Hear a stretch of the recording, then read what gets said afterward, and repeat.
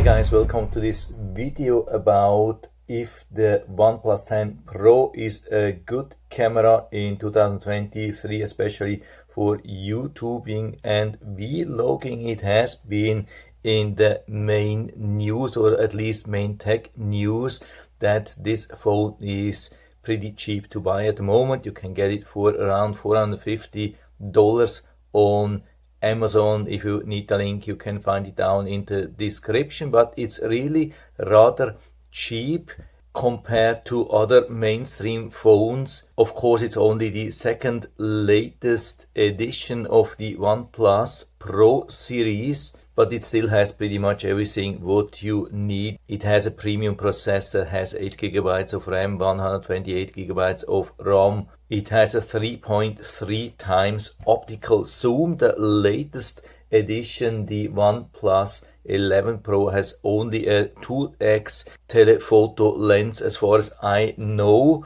So I'm talking here a little bit about the pros and cons about the whole phone, and in particular if you can buy this as a YouTuber camera or vlogging camera. It's always tempting to buy all the premium phones as YouTuber cameras, and so this could be an awesome opportunity, but I'm going to tell you why I think it's not. So stay tuned till the very end of the video. So back to the camera, I would say it has a decent main camera. It's not comparable to a Samsung or latest iPhone or so, but I would say it's very decent. It has a 3.3x telephoto lens. I don't know which one it is, and it has even one wide angle camera lens, which I think is very important for YouTubing, vlogging, and it also does a great job when recording at the night, especially videos. Nighttime videos are 100 times better than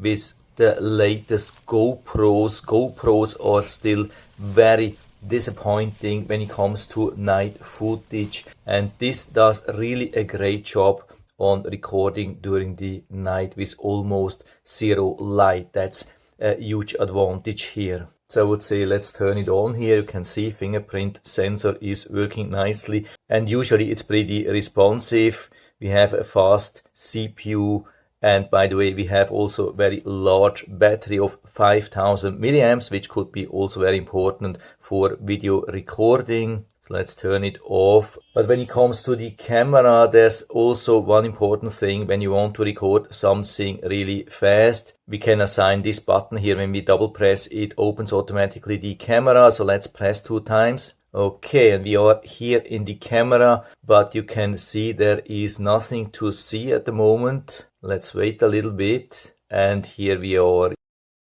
And it closed it again. I don't know what's going on. Let's try this again. Double tap here, and now of course it had some heads up. So you can see it totally depends on in which state the phone is, but sometimes when you haven't been using it for a while, it can take up to, I would say, 5 seconds or even more till you have it ready to shoot. That's very disappointing. And sometimes you can see when you want to switch between the different modes here, this can be a huge hassle. Now, of course, everything is working nicely, but I have really sometimes when I have difficulties here to press on something, switch to the wide angle and go directly to the telephoto lens, something like that. I mean, here in this case it's working, but really it's difficult. But what's the main problem here regarding video recording is the overheating, and overheating has been a problem with the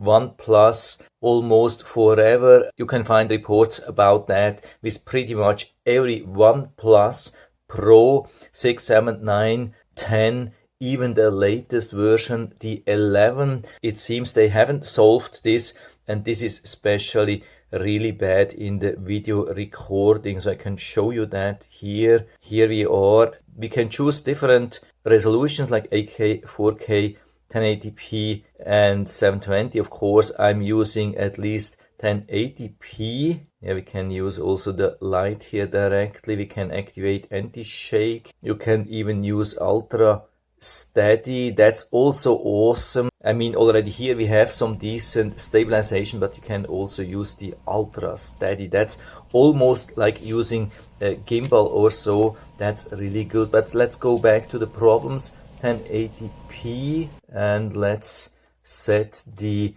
frames to 30 frames. We have also the option to increase up to 120 frames, but I can tell you it's a huge problem. I think we also don't have many more options here. 10-bit color, high efficiency, image. There are a couple of things, but actually not usually what I want. And what I've been using usually was 60 frames, 1080p.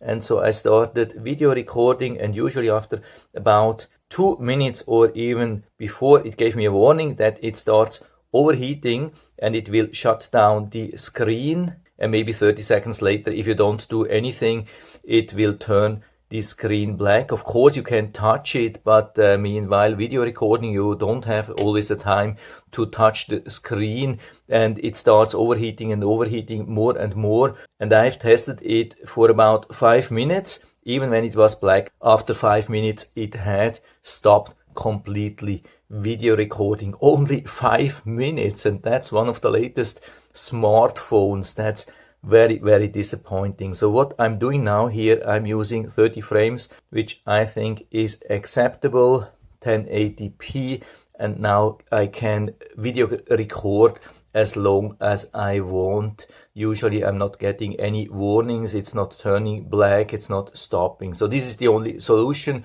which we have. If you're good with 1080p 30 frames, okay, that would be still an option. If you need more, definitely stay away from this smartphone as a camera. Then also, of course, the microphone is a big topic when you want to video record. With the LG G5, which I'm using currently as a camera, I'm using this lavalier microphone set here. It's a wireless, really good one. So we have this receiver, we have 2 wireless microphones, and so with the LG G5 I can just plug it in here and then turn on the microphone, and then it's connected and it should record then from this receiver or from this microphone. And with the LG G5 it works instantly.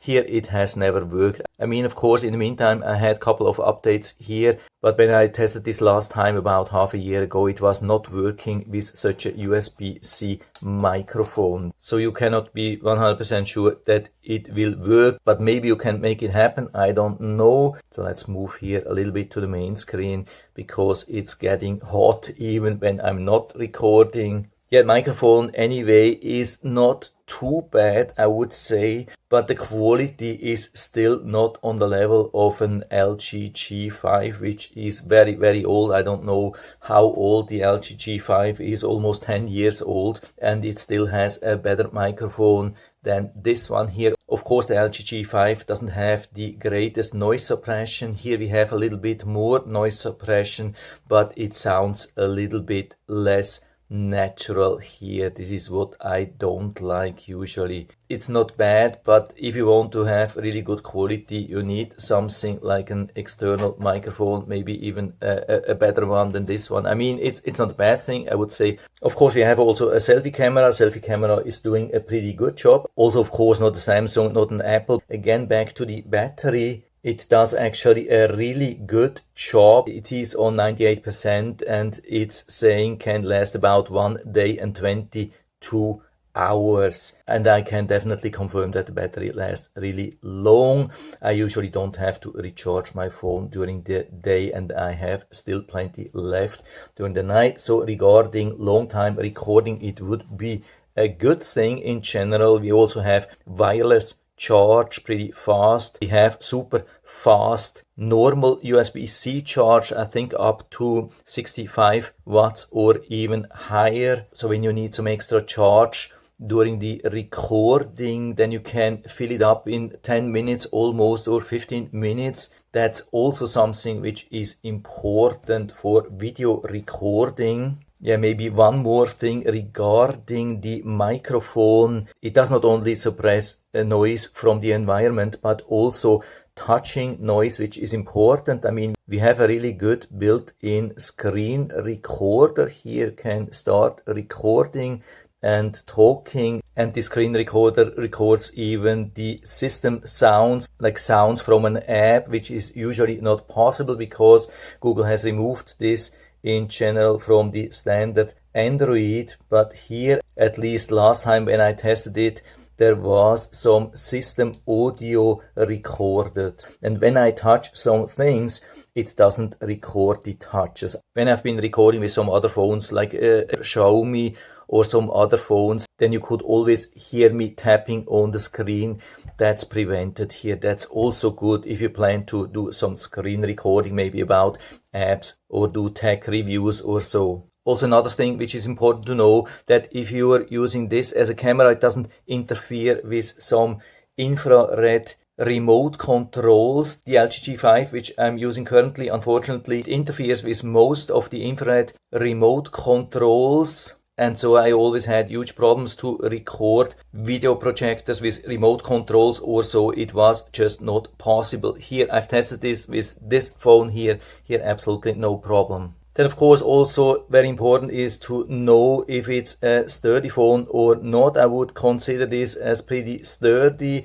It survives normal drops. I mean, I had it always with this case here. It's a normal standard case, I would say. Nothing really crazy, but it provides a decent protection. I had a case at the beginning which had a camera slider, but it was very cumbersome. And I had also some problems with wireless charge, so I figured I go with this one here. Usually there's no problem with the lenses, and if I do some important shooting, I wipe it a little bit. But I had already a couple of normal drops, not from too high, just normal, like 1 or 2 feet or so, and nothing happened. Also, my wife has same phone, and there is absolutely nothing to see, no cracks, no nothing. But of course, there's already the standard screen protector on it. But regarding waterproofness, there is a little bit a doubt. I think one carrier in the US sold this with a waterproof rating, but when I bought this online, it didn't come with a waterproof rating. But I guess it's same phone. They probably just didn't want to write that it's waterproof to avoid some warranty claims, but I'm pretty sure it's IP68. That's also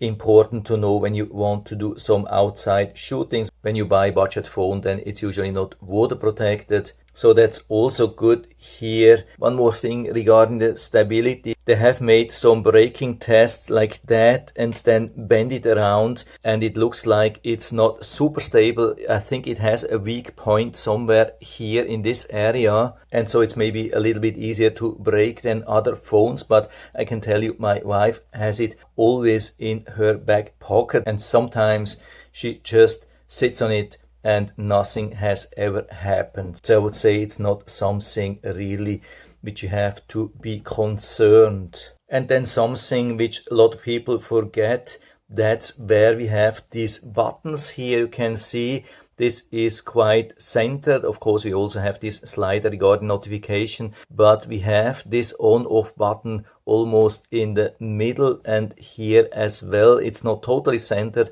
but that's something which you need to know. I mean, this is usually the case, I think, with most of the phones. Most older phones, they had the buttons more on top here, also the on-off more here, and now they have moved them down. But this can be quite some disadvantage when you're using such a phone holder, something like that. You can see how we have to apply this, and also here on top, so you can't have it centered here. I mean, it's not really bad. Maybe some newer phones have it even more centered, I don't know, but that's something which you have to be aware of.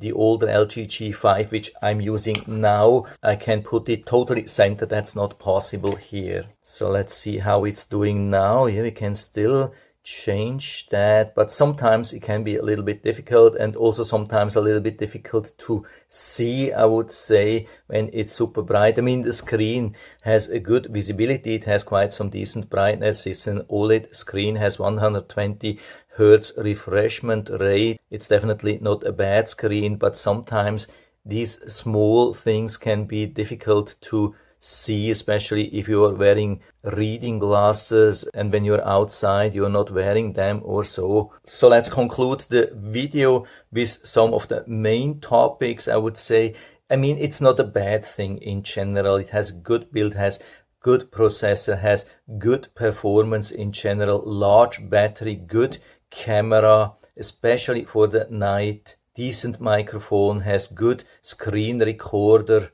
but it really tends to overheat, especially if you're using higher resolution than 1080p or more frames than 30 frames. If you're good with 1080p and 30 frames, then I think it could be still a very good option. If you need more than that, higher resolution than 1080p or more frames than 30 frames per second, then I would highly recommend to stay away from the OnePlus, and not only the 10 but probably also the 11, because there are same complaints regarding overheating there as well. And so I'm not expecting also that they will solve it with the version 12. It's just a OnePlus thing. And of course also the problem with the slow start of the camera. Yeah, I can't repeat that, but I can guarantee in a lot of cases you will have very slow start of the camera. For example, if you do some animal shootings, this could definitely have negative impact. And so I'll put down the link to the Amazon listing down into the description so you can check it out and order it right from there if you still like it and can